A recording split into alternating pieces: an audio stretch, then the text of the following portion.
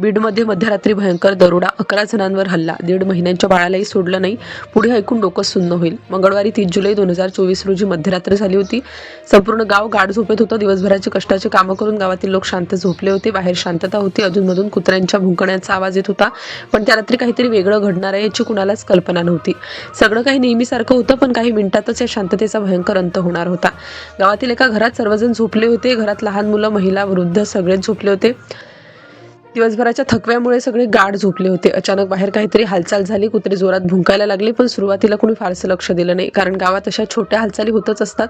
पण काही क्षणातच बाहेरून धक्क्याचा मोठा आवाज आला. जणू काही दरवाजावर जोरात प्रहार केला गेला होता. घरातील काही जण दचकून जागे झाले, पण तोपर्यंत खूप उशीर झाला होता. दरवाजा तोडून काही अज्ञात लोक घरात घुसले होते. त्यांच्या हातात धारदार शस्त्र होतं, चेहऱ्यावर कपडे बांधलेले होते आणि त्यांचा उद्देश स्पष्ट दिसत होता. घरातील लोकांना काही समजण्याआधीच त्या लोकांनी जोरदार आरडाओरडा सुरू केली. घरातील सर्वांना एका ठिकाणी जमा करण्यात आलं. महिलांचे ओरडण्याचे आवाज संपूर्ण घरात घुमू लागले. लहान मुलं घाबरून रडायला लागली, पण दरोडेखोरांच्या चेहऱ्यावर अजिबात दया नव्हती. ते लोक घरातील प्रत्येकाला धमक्या देऊ लागले. पैशांची आणि दागिन्यांची मागणी करण्यात आली. कुणी आवाज केला तर कुणी जीव घेण्याची धमकी दिली. घरातील लोक पूर्णपणे घाबरले होते. काय करावं हे कुणालाच कळत नव्हतं. परिस्थिती हाताबाहेर जात होती. दरम्यान घरातील एका सदस्याने प्रतिकार करण्याचा प्रयत्न केला आणि इथूनच परिस्थिती अधिक भयंकर बनली. दरोडेखोर संतापले. त्यांनी धारदार शस्त्रांनी हल्ला सुरू केला. घरातील सदस्यांवर निर्दयीपणे मारहाण सुरू झाली.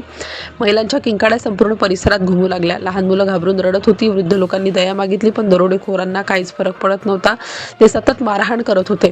घरातील वातावरण भयावह बनलं होतं. या दरम्यान घडलेली एक घटना अत्यंत धक्कादायक होती. घरात असलेल्या एका चिमुकल्या बाळालाही त्यांनी सोडलं नाही. घरातील लोकांनी विनवण्या केल्या, पण दरोडेखोरांनी अमानुषपणे वागणूक दिली.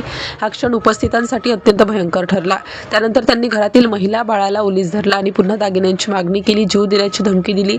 घरातील लोक पूर्णपणे घाबरलेले होते. कोणीही विरोध करण्याची हिंमत करत नव्हतं.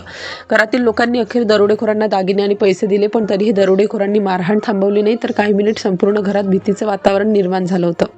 दरोडेखोरांनी घरातील सर्व वस्तू शोधायला सुरुवात केली. कपाट उघडली, सामानाची नासधूस केली, मौल्यवान वस्तू शोधल्या. घरात गोंधळ उडाला होता. त्यानंतर त्यांनी सोने, चांदी, दागिने आणि रोख रक्कम घेतली. घरातील सदस्य अजूनही भीतीने थरथरत होते.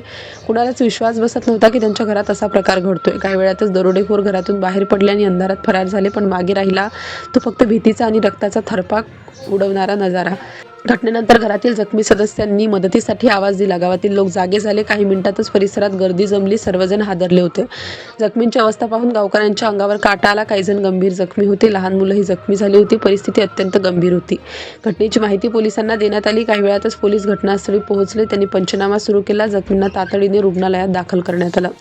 या हल्ल्यात एकूण 11 जण जखमी झाले होते, ज्यामध्ये महिला, पुरुष आणि लहान बालकांचा समावेश होता. ही बाब अत्यंत धक्कादायक होती. पोलिसांनी परिसरात शोध मोहीम सुरू केली. दरोडेखोरांचा शोध सुरू करण्यात आला, पण ते अंधाराचा फायदा घेऊन फरार झाले.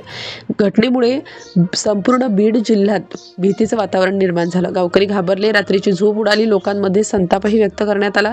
ही घटना बीड जिल्ह्यातील एका गावात मंगळवारी 30 जुलै 2024 मध्ये मध्यरात्री घडली.